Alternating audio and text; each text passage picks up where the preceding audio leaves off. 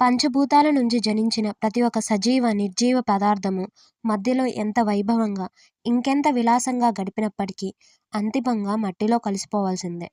ఎందుకంటే భూమి నుంచి పుట్టింది ఎంత గొప్పగా పెరిగినా తిరిగి భూమిలోనే కలిసిపోతుందన్న సత్యాన్ని చాటేందుకే. దేని మీద వ్యామోహాన్ని పెంచుకోకూడదన్న నీతిని చెప్పేందుకే.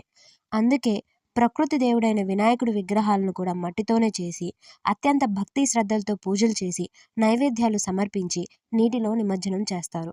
అలాగే వినాయక చవితి నాటికి జోరుగా వర్షాలు పడి వాగులు వంకలు పొర్లుతూ ఉంటాయి.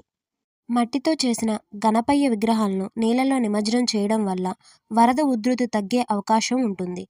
మట్టి గణపతి నీటిలో కలిశాక 23 గంటలకు తమలోని ఔషధ గుణాలున్న ఆల్కలాయిడ్లను నీళ్ళలోకి వదిలేస్తాయి. వీటి వల్ల నీళ్ళలోని ప్రమాదకరమైన బ్యాక్టీరియా నశిస్తుంది.